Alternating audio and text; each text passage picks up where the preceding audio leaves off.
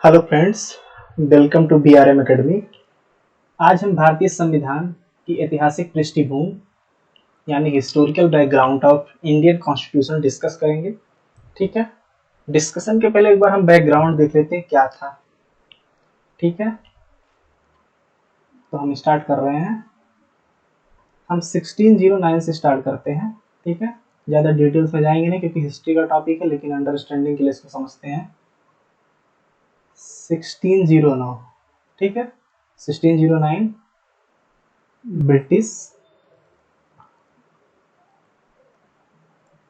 Came in India. ठीक है, 1609 में ब्रिटिश भारत में आ जाते हैं। ठीक है, किसके थ्रू आते हैं?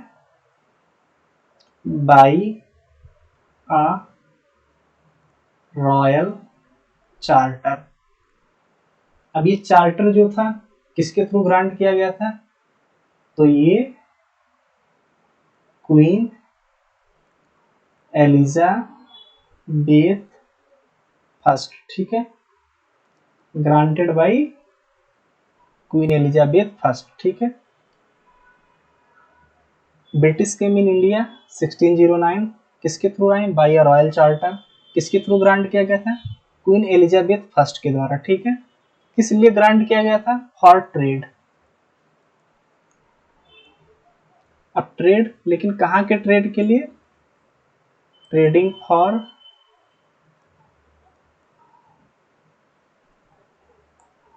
East Indies and India. ठीक है, ईस्ट इंडीज मतलब चाइना। ठीक है, और इनका ये जो ग्रुप था ईस्ट इंडिया कंपनी का, इसको बोलते थे, हाँ, ये इनका जो ग्रुप आया था उसको ईस्ट इंडिया कंपनी बोलते थे। ठीक है, ईस्ट इंडिया कंपनी। तो एक बार फिर से आप देखेंगे, इन 1609 British came in India form of east India company. ठीक है, किसके थ्रू आएंगे? इसके बाद में by a royal charter granted by queen Elizabeth first. ठीक है, किस लिए आए थे? फॉर ट्रेड, ट्रेडिंग पर्पज से आए थे। कहाँ ट्रेडिंग इनको करना था? East Indies and India. ठीक है, अब सेकंड पॉइंट आप देखिएगा। सेकंड पॉइंट दिए यूरोपियन कंपनियां, यूरोपियन कंपनी। ठीक है, देखिए जितनी भी यूरोपियन कंपनियां थी, चाहे वो पोर्टुगीज हुए, डच हुए, ठीक है, जितनी भी मतलब थी, इनका जो ट्रेड नेचर था, अगर हम ट्रेड नेचर की बात करें, ट्रेड नेचर ये क्या था? मोनोप्लॉइज। ठीक है,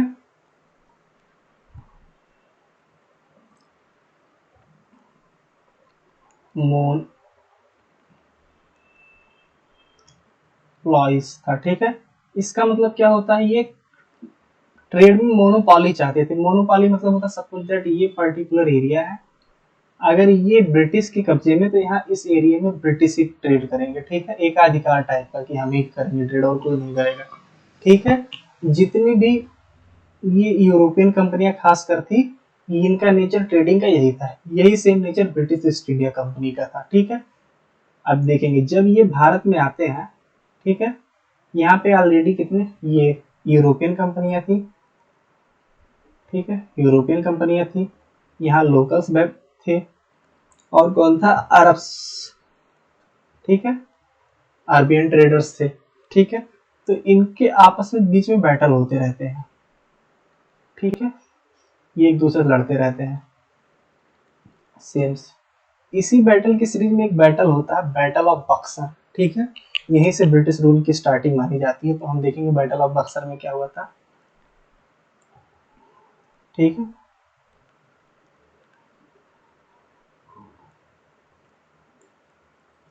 बैटल ऑफ बक्सर। ठीक है, ये कब हुआ था? 1764। ठीक है, ये किसके किसके बीच में हुआ था? एक साइड थे ब्रिटिश, दूसरी साइड थे लोकल्स नवाब। ठीक है, अब ये नवाब कौन थे इसको आप हिस्ट्री में पढ़िएगा। ठीक है, इस बैटल में क्या हुआ? ब्रिटिश ओन द बैटल, मतलब ब्रिटिश जो है बैटल जीत गए। उसके बाद आप हिस्ट्री में देखिएगा, कभी भी जब बैटल्स होता है किसी के बीच में, कोई हारे या जीते, उसके बाद इनके बीच में होता है एग्रीमेंट। सेम प्रोसेस यहाँ भी चला। यहाँ क्या हुआ, एग्रीमेंट हुआ, और उस एग्रीमेंट का क्या नाम था, treaty of Allahabad. Treaty of Allahabad, Allahabad, ठीक है।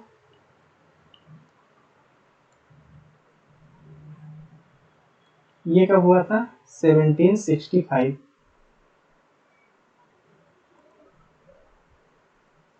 ठीक है, 1765 में ट्रीटी हुई थी। ठीक है, इस ट्रीटी में क्या था, कंपनी को दीवानी राइट्स दे दिया गया था। दीवानी राइट्स, ठीक है। Company got diwani rights, diwani rights of Bengal, Bihar and Orissa. ठीक है, बंगाल, बिहार, उड़ीसा की दीवानी राइट्स कंपनी को दे दिया गया। ठीक है, इसके बैटल ऑफ बक्सर का जो भी रिजल्ट हुआ, treaty of Allahabad, treaty of Allahabad में एग्रीमेंट हुआ कि कंपनी को बंगाल, बिहार और उड़ीसा की दीवानी राइट्स। दीवानी राइट्स में क्या क्या आता था, रेवेन्यू, राजस्व, सिविल जस्टिस मतलब सामाजिक न्याय। ठीक है, अब नोटिस यहीं पे कीजिएगा, कंपनी जो कि कॉमर्शियल बॉडी थी, कॉमर्शियल बॉडी थी, अब एक किसमें चेंज हो जा रही है, एडमिनिस्ट्रेटिव बॉडी। ठीक है, एडमिनिस्ट्रेटिव बॉडी फंक्शन कर रही है। ठीक है, तो यहीं से हम ब्रिटिश रूल स्टार्टिंग समय मान सकते हैं, यहीं से ब्रिटिश रूल स्टार्ट हो गया था, बैटल ऑफ बक्सर से। ठीक है, बैटल ऑफ बक्सर से ब्रिटिश रूल स्टार्ट हो गया था इंडिया में। अगर हम ब्रिटिश रूल को कैटेगराइज करते हैं तो इसको दो पार्ट में डिवाइड कर सकते हैं। ठीक है, फर्स्ट कंपनी रूल जो कि 1773 से 1858, second crown rule, crown rule जो कि 1858 से टिल इंडिपेंडेंस 1947 तक। ठीक है, अब हम वन बाय वन पढ़ेंगे। तो फर्स्ट हम क्या पढ़ेंगे, रेगुलेटिंग एक्ट 1773। ठीक है, अब हम देखते हैं कि इसके पीछे बैकग्राउंड था, क्या मतलब रीजन था कि कंपनी को रेगुलेट करना पड़ा। तो इधर हम देख लेते हैं। ठीक है, ये सब तुम चेंज लिख के बैकग्राउंड इधर देखिएगा। ठीक है, बैकग्राउंड फर्स्ट रीजन क्या था, फर्स्ट रीजन ये था कि कंपनी जो थी एक कॉमर्शियल बॉडी थी, कॉमर्शियल बॉडी थी। ये क्या कर रही थी, अब एडमिनिस्ट्रेटिव फंक्शन डील कर रही थी, या एडमिनिस्ट्रेटिव बॉडी में चेंज हो गई थी। ठीक है, सेकंड क्या था, सेकंड कंपनी ये सेमी सॉवरेन एक्टिविटी इन्होंने कुछ किया था, सेमी सॉवरेन। ठीक है, इसका मतलब ये हुआ कि मतलब कुछ डिसीजन इन्होंने खुद लिया। ये जो थे कंपनी, ये किसके थ्रू आए थे, एक रॉयल चार्टर। रॉयल चार्टर जो था क्या था, किसका था, ब्रिटिश क्राउन था। यानी सब एक्टिविटी जो काम करेंगे वो ब्रिटिश पार्लियामेंट या ब्रिटिश क्राउन के परमिशन से लेंगे, लेकिन इनके ऑफिसर ने कुछ डिसीजन सेल्फ ले लिए। ठीक है, जो कि ब्रिटिश पार्लियामेंट को अच्छा नहीं लगा। ठीक है, तीसरा रीजन क्या था, तीसरा रीजन में करप्शन था। करप्शन, करप्शन का क्या मतलब, करप्शन का मतलब ब्रिटिश कंपनी के ऑफिसर जो थे वो बहुत ज्यादा करप्ट हो गए थे। इनका पर्सनल ग्रोथ तो हो रहा था, ठीक है, लेकिन कंपनी को ये लोग घाटे में बता रहे थे, कंपनी माइनस में जा रही थी। ये पर्सनल ट्रेड करते थे, इनका पर्सनल ग्रोथ होता था, घूस लेते थे, सब कुछ करते थे, और कंपनी घाटे में जा रही थी। और यहाँ तक कि कंपनी के मतलब और ईस्ट इंडिया कंपनी ने ब्रिटिश पार्लियामेंट के सामने हैवी लोन की डिमांड की, हैवी लोन की डिमांड की।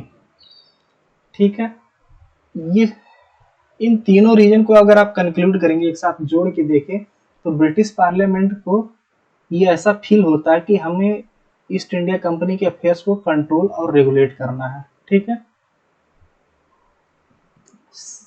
बस केवल इसी पर्पज की वजह से ईस्ट इंडिया कंपनी ने पहला एक्ट पास किया था, रेगुलेटिंग एक्ट 1773। इसका क्या मेन पर्पज क्या था? ईस्ट इंडिया कंपनी जो थी, ईस्ट इंडिया कंपनी को क्या करना था? कंट्रोल करना था और रेगुलेट करना था।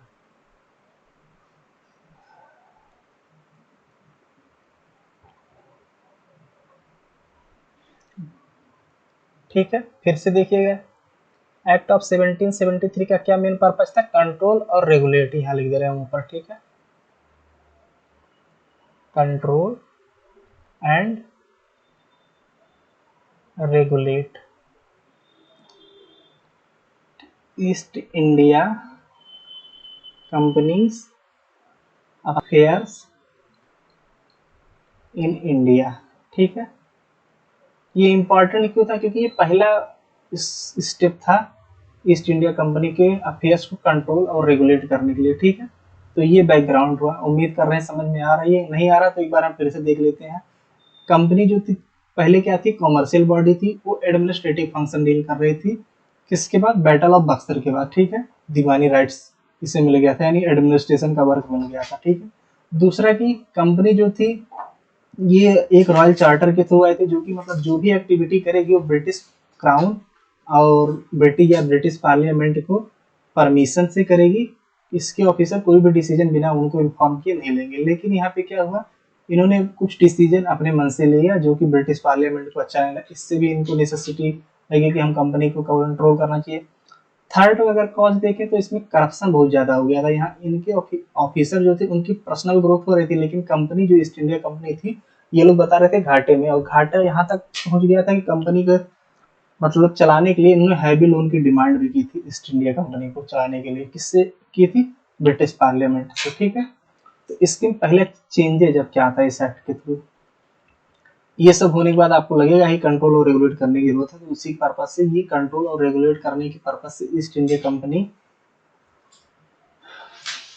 कंपनी के अफेयर्स को। ठीक है, तो इसमें पहला चेंज क्या हुआ? जो गवर्नर ऑफ बंगाल था इसको चेंज करके इसकी पोस्ट को अपग्रेड कर दिया गया और उसे क्या बोला गया? Governor general of Bengal. ठीक है, गवर्नर ऑफ बंगाल की पोस्ट को अपग्रेड कर दिया गया और पोस्ट का नाम क्या रख दिया गया? Governor general of Bengal. ठीक है, ओके, ये हो गया गवर्नर ऑफ बंगाल। ठीक है, और इसकी हेल्प के लिए एक एग्जीक्यूटिव न्यू बॉडी बनाई गई है। न्यू बॉडी क्या थी? New body created and executive council, एक बॉडी बनाई गई, उसे एग्जीक्यूटिव काउंसिल बोला गया।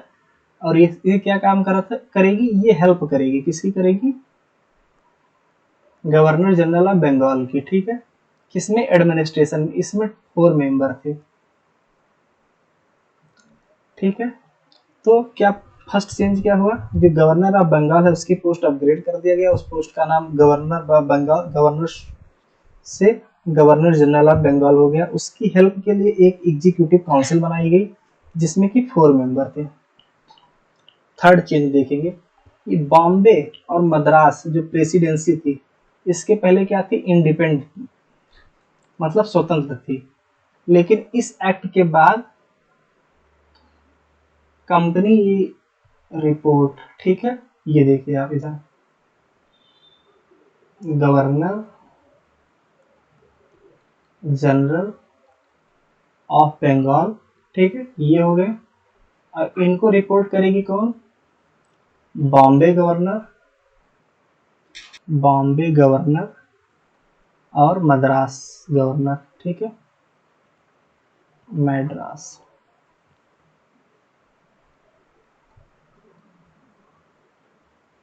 इसका क्या मतलब है? इनकी जो भी एक्टिविटी होगी सिविल, मिलिट्री, रेवेन्यू, वो किसको रिपोर्ट करेंगे? ये गवर्नर जनरल ऑफ बंगाल को। ठीक है, मतलब ये इंडिपेंडेंट नहीं रहे हैं, जो कि इसके पहले एकदम इंडिपेंडेंट थे, स्वतंत्र थे। अब मतलब सबका इक्वल स्टेटस था जो तीनों प्रेसिडेंसी थी। इसके बाद ये क्या हो गया? बंगाल सुपीरियर हो गया। ठीक है, अगर हम बात करते हैं फोर्थ चेंज इसमें क्या हुआ था? सुप्रीम कोर्ट स्टेब्लिश किया गया था। ठीक है, कहाँ किया गया था? कैलकाटा में, इन कैलकाटा एट फोर्ट विलियम। ठीक है, फोर्ट विलियम में सुप्रीम कोर्ट स्टेब्लिश किया गया। ठीक है,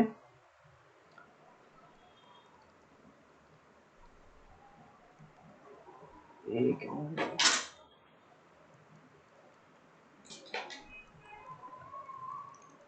फोर्ट विलियम। ठीक है, यहाँ सुप्रीम कोर्ट स्टेब्लिश किया गया। अगर इसके स्ट्रक्चर की बात करें तो इसमें टोटल कितने मेंबर थे? 4 मेंबर थे। एक चीफ जस्टिस था, ठीक, chief justice CJI, chief justice third other जज थे। ठीक है, अगर first chief justice of India की बात करें तो कौन थे? सर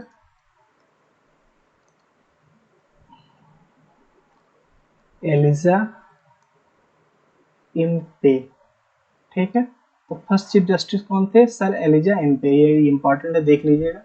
ठीक है, स्टेब्लिश कहाँ हुआ था? कलकत्ता में हुआ था, एट फोर्ट विलियम। ठीक है, कितने मेंबर थे? 4 मेंबर थे। फिफ्थ चेंज देखते हैं हमारा क्या था।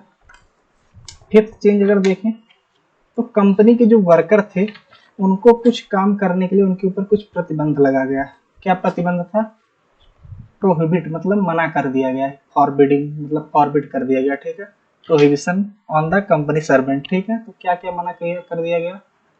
कंपनी के जो सर्वेंट्स है वो कोई प्राइवेट ट्रेड नहीं करेंगे, एनी प्राइवेट ट्रेड, मतलब वो कोई भी प्राइवेट ट्रेड नहीं कर सकते। सेकेंड, ये देखें, ये ब्राइब्स नहीं ले सकते। ब्राइब्स मतलब होता है घूस लेना। ठीक है, घूस नहीं ले सकते। और या कोई गिफ्ट्स भी नहीं ले सकते, नहीं कहें कि हमको गिफ्ट दे दिया गया। कोई भी प्रेजेंट्स प्रेजेंट्स या गिफ्ट कोई भी नहीं ले सकते, कुछ भी नहीं ले सकते। मतलब ये घूस भी नहीं ले सकते, कोई गिफ्ट्स भी नहीं ले सकते। किससे नहीं ले सकते? ये नेटिव्स। नेटिव्स का मतलब क्या होता है? Local Indian.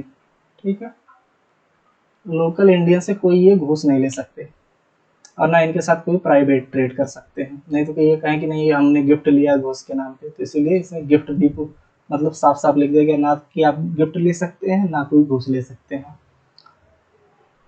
इसमें देखें requiring the court of director over east India company. ठीक है, इसमें देखें कोर्ट ऑफ डायरेक्टर पहले समझते हैं क्या है। कोर्ट ऑफ डायरेक्टर जो कंपनी की थी, ये गवर्निंग बॉडी थी। ठीक है, गवर्निंग बॉडी ऑफ कंपनी।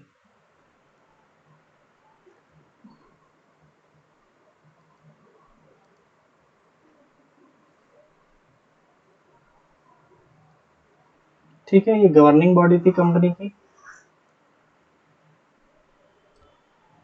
इनको इस एक्ट के थ्रू ये ऑर्डर दिया गया कि आप ईस्ट इंडिया कंपनी के जितने भी अफेयर्स होंगे, ठीक है, अफेयर्स, वो रिपोर्ट करेंगे किसको? ब्रिटिश पार्लियामेंट को।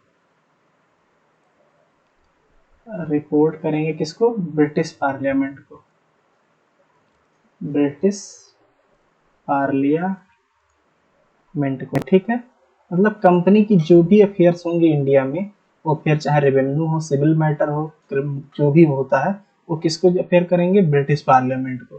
ठीक है, आप फिर से देखिएगा, मतलब in all act of British East India company to be reported in British parliament through court of director. मतलब कोर्ट ऑफ डायरेक्टर का ये काम, मतलब ब्रिटिश पार्लियामेंट साफ साफ कह दिया कि आप ईस्ट इंडिया कंपनी का जो भी अफेयर्स होगा वो हमको रिपोर्ट करते रहेंगे। ठीक है, अब देखते हैं एक्ट ऑफ 1781। ठीक है, एक्ट ऑफ 1781 की बात अगर करें तो इसमें कुछ खास चेंज नहीं किया गया था। इसमें केवल जो भी मतलब 1773 में जो भी मतलब डिफेक्ट थे, ठीक है, उसको रेक्टिफाई किया गया था, मतलब उसको सुधार किया गया था। मतलब 1773 में जो भी इफेक्ट, मतलब ये देखिए, इन a bid rectify the defect of regulating act 1773। इसका मतलब ये है कि जितने 1773 में कुछ कमियां इनको दिखी थी, केवल उसी को रेक्टिफाई मतलब सुधार करके एक्ट पास कर दिया गया था। ठीक है, इसको एक्ट ऑफ सेटलमेंट भी कहते हैं क्योंकि इसमें जो 1773 में जो मतलब प्रॉब्लम थी उसी को सेटल करके ही बनाया गया था, इसीलिए इसको एक्ट ऑफ सेटलमेंट भी बोलते हैं। ठीक है, एक्ट ऑफ सेटलमेंट भी बोलते हैं। क्योंकि जो प्रॉब्लम थी उसी को सेटल किया करके बनाया गया था, एक्ट ऑफ सेटलमेंट। ओके, अब देखते हैं इसमें क्या क्या चेंज हुआ था। फर्स्ट चेंज क्या हुआ था, जो सुप्रीम कोर्ट का पावर था उसको डिक्रीज कर दिया गया था इस एक्ट के थ्रू। डिक्रीज मतलब क्या, कुछ ज्यूरिसडिक्शन जो सुप्रीम कोर्ट से एक्सक्लूड कर दिया गया था कि ये तुम्हारे क्षेत्र में नहीं आता या तुम्हारे कैपेसिटी से बाहर है। वो क्या कैपेसिटी से बाहर है, देखो, गवर्नर जनरल काउंसिल और इट्स सर्वेंट्स ऑफिशियल डिसीजन, मतलब गवर्नर जनरल की जो काउंसिल है और उसकी जो भी सर्वेंट का ऑफिशियल डिसीजन है उस पर सुप्रीम कोर्ट अपना ज्यूरिसडिक्शन नहीं दे सकता, ठीक है। लेकिन पर्सनल ओपिनियन में ये डिसीजन देगा, पर्सनल कोई भी मैटर होगा इनके काउंसिल या इनके सर्वेंट के, तो उसमें सुप्रीम कोर्ट इन्वॉल्व है, मतलब अपना ज्यूरिसडिक्शन दे सकता है, लेकिन ऑफिशियल डिसीजन पे नहीं दे सकता। रेवेन्यू मैटर भी में भी डिसीजन नहीं दे सकता, मतलब कितना राजस्व लेना है कितना देना है, ये इसमें भी डिसीजन नहीं दे सकता। ये देखिए third line, suppose that A B, ठीक है, दो प्रोविंशियल कोर्ट है, ठीक है। अब इनके बीच में कोई कंफ्लिक्ट आता है, कंफ्लिक्ट मतलब कंफ्लिक्ट की कंडीशन आती है, तो वो supreme court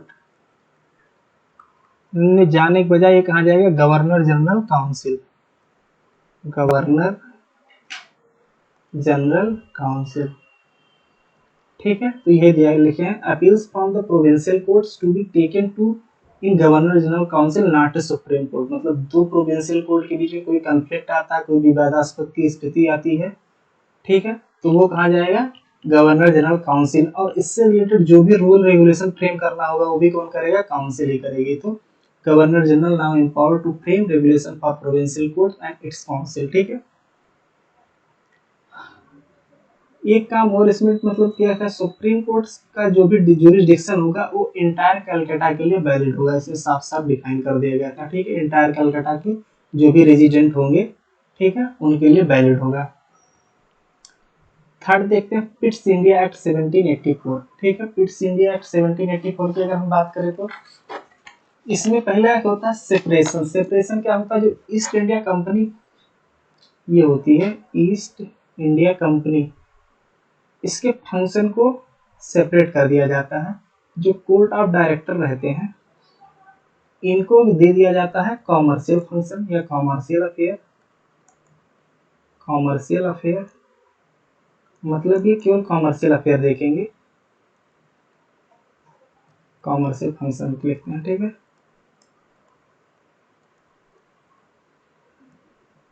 dealt court of director dealt commercial function. और एक न्यू बॉडी बनाई जाती है इन्हीं के ऊपर, मान लीजिए and created a new body,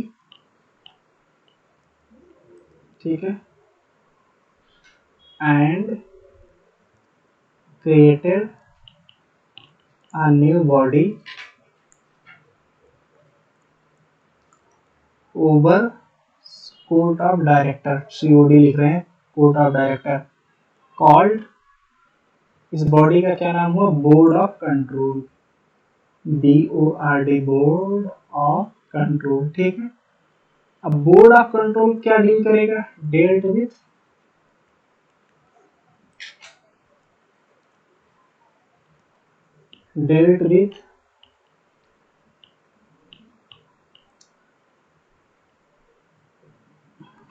political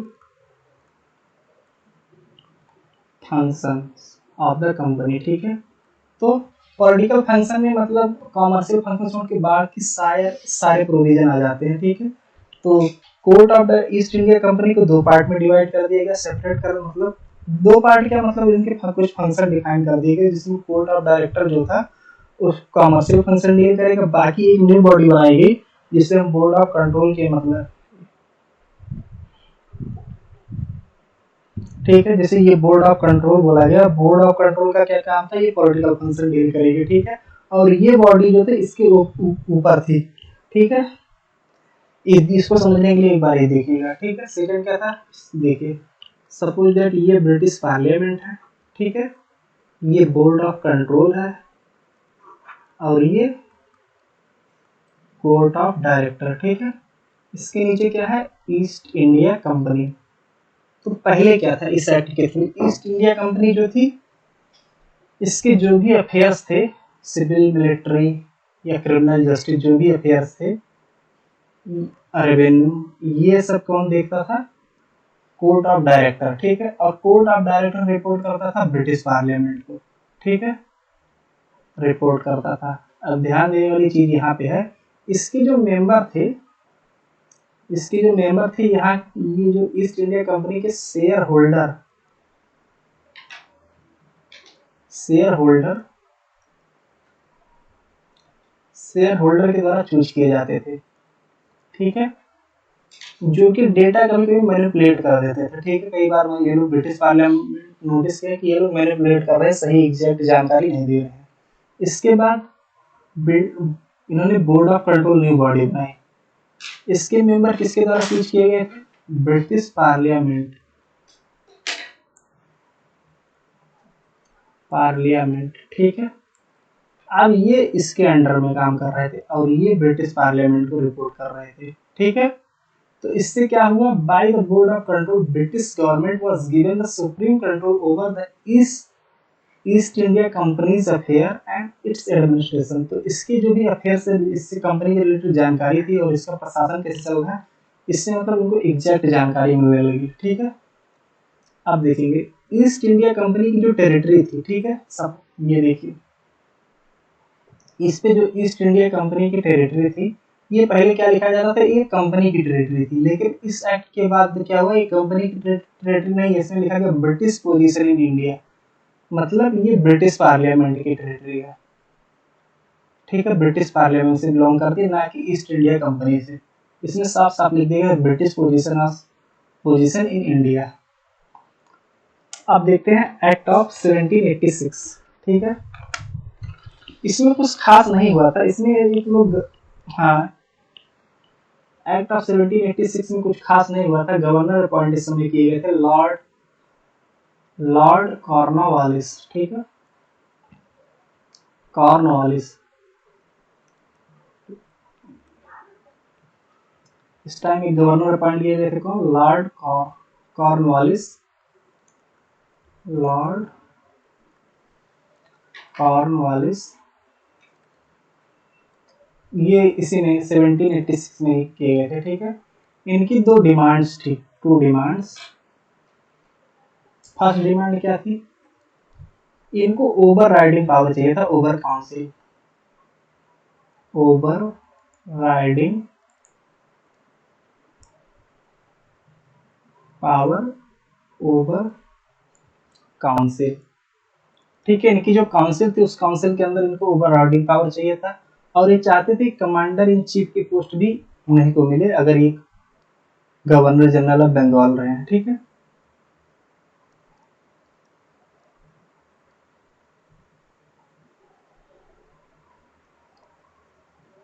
commander in chief, ठीक है। अब देखिए क्या हुआ था, और इनकी ये दोनों डिमांड मान के एक्ट पास कर दिया गया था। डिमांड एक्सेप्टेड एंड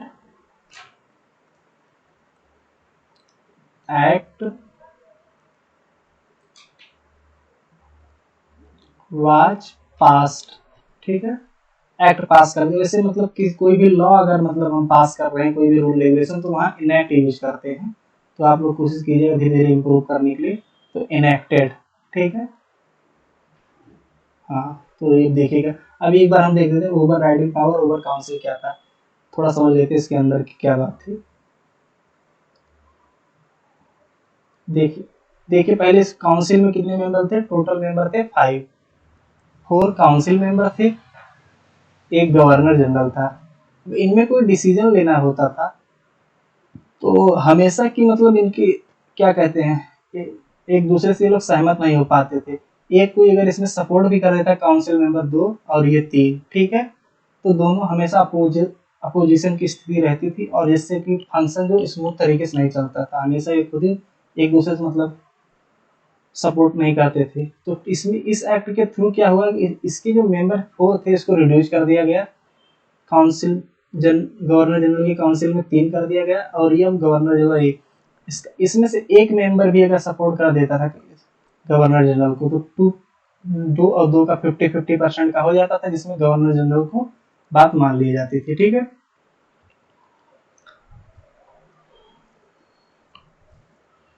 ठीक है, तो हम आज की क्लास यहीं पे ख़त्म करते हैं। उम्मीद करते हैं कि आप लोगों को समझ में आया होगा, और अगर नहीं समझ में आया तो एक बार से आप कमेंट कीजिएगा, हम दोबारा रिवाइज करा देंगे। ठीक है, और आप चैनल को सब्सक्राइब करना मत भूलिएगा। इसका सेकंड पार्ट हम कल ही अपलोड करेंगे। ठीक है, और पीडीएफ भी हम कल ही चैप्टर खत्म हो जाएगा तो पूरा हम पीडीएफ टेलीग्राम चैनल पे डाल देंगे और यहाँ कमेंट सेक्शन में डाल देंगे। धन्यवाद।